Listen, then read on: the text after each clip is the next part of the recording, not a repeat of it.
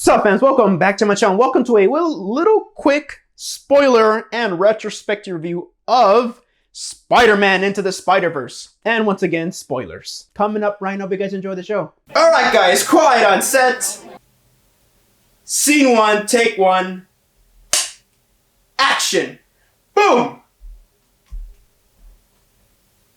Now, if you guys like this video, make sure guys leave a like, comment, and subscribe. Make sure to share your friends. Also set that bell for notifications because I help a lot. Spider-Man Into the Spider-Verse. It is directed by Peter Ramsey, Bob Percy Chitty, hopefully I didn't butcher his name, and Ronnie Rothman. And it stars Jake Johnson, Shamik Moore, Brian Tyree Henry, Haley Steinfeld, and Nicolas Cage, just to name a few. Now the story is about Miles Morales. Basically, he's just living his life, moving to a new school, and he gets bitten by a radioactive spider, and also though at the same time the multiverse is happening with Spider-Gwen and the OG Peter Parker. Well, basically after the death of his universe, the Peter Parker, Miles is kind of like is basically gets bitten by Rick Spider, and of course the typical Spider-Man origins thing kicks in, which is awesome.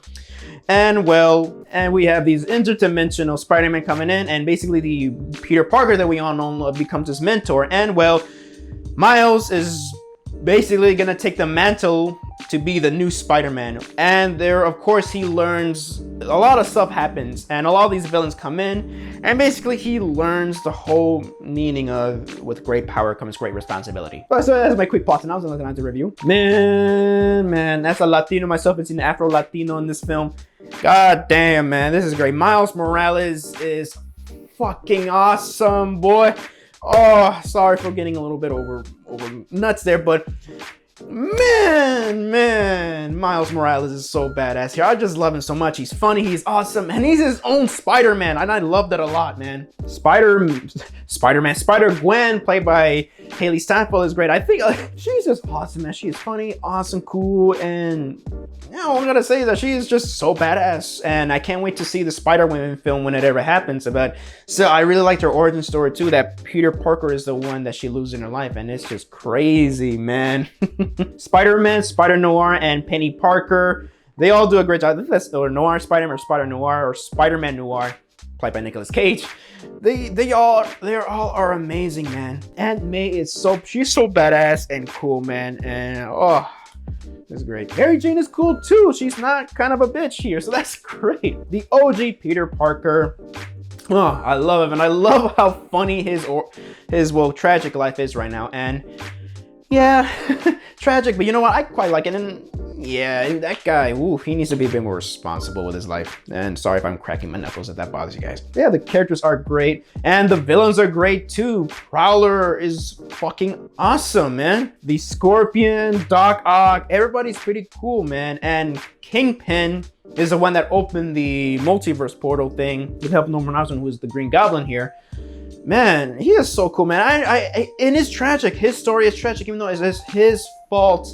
And I know he won't admit it. His fault that he got his wife and his kid killed. And oh man, and I understand he wants to bring him back, but you can't, man. So yeah, Kingpin is pretty a badass villain here. He's awesome. Also, Miles's parents.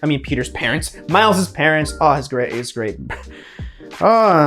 Brian Tyree Henry plays his dad, and my goodness, I love that. Especially that scene with, I love you, Dad. You forgot to say, I love you, Dad. I love you, Dad.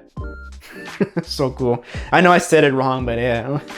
Oof, man. I gotta say, I like the frames, I like how it's like not 24 frames per second as far as I know, for this movie. And I like how, because it adds to the amazing, awesome comic book style and coloring of the film.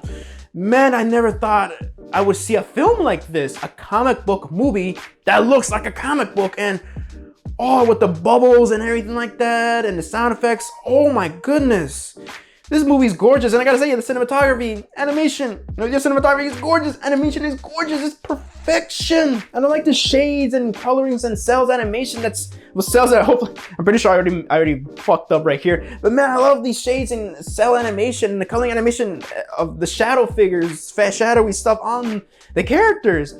Their borders look so amazing.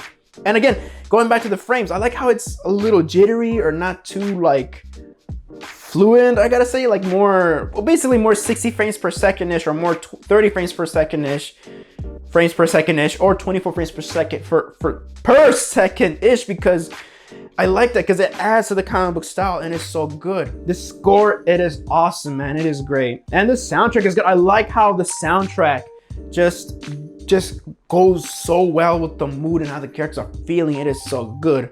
And especially with What's Up Danger, I love that song. And I do love the message about how when it comes to stuff like this about responsibility, you're gonna lose people, you're gonna have your own struggles, and it's great. And I like that if you're gonna take the mantle off someone else, or at least you're gonna take your own mantle, don't be that person, don't be a shadow of that person, be your own self and take the leap. It is up for you to take the leap. And I love that a lot, really, especially when he takes the leap off the building. One, gorgeous. It's perfect. It's perfect, man. This movie, in my opinion, it is one of those perfect films that is like one of those lightning strikes in the bottle, and you keep that awesome lightning, man. Oh, I know I'm going all over the place with this review, but man, I love this film. Yeah, because once Miles finds out that his uncle's a prowler, he loses him, just like how Peter loses Uncle Ben. And I like that Peter Porker, I'm sorry for ruining the mood here, but Peter Porker just says that you can't save everyone. That is the loss of a superhero, or that's the loss with responsibility, or that is a loss with great power comes great responsibility. And I love that a lot. I just love how emotionally strong this film is, and it is Spider-Man. This is Spider-Man. And then before I close this video, Spider-Man 2 is still my favorite Spider-Man film of all time and my favorite comic book film of all time, but Far From Home is like underneath it. Well, again, don't take that as a bad thing. I don't think it's a bad thing at all. I think it's because of maybe my nostalgia. Well, actually, Spider-Man 2 wins by a hair for me. But still, Into the Spider-Verse, it is still a masterpiece. So if I were to give Spider-Man Into the Spider-Verse a rating, I'll give it a perfect 5 out of 5. It is a masterpiece. And what more is there to say about this film that hasn't been said? Because this is just my little quick opinion on it, but still, Into the Spider-Verse, it is a masterpiece for me. So that is my quick spoiler and retrospective review on Spider-Man Into the Spider-Verse. Hope you guys enjoyed the video, and thank you guys so much for watching my video. So let me know down in the comments down below, have you guys seen Spider-Man Into the Spider-Verse? Please let me know down in the comment section down below, like their opinions on it. So this is Javi from Marvel Productions signing off, and hope you guys enjoyed the show.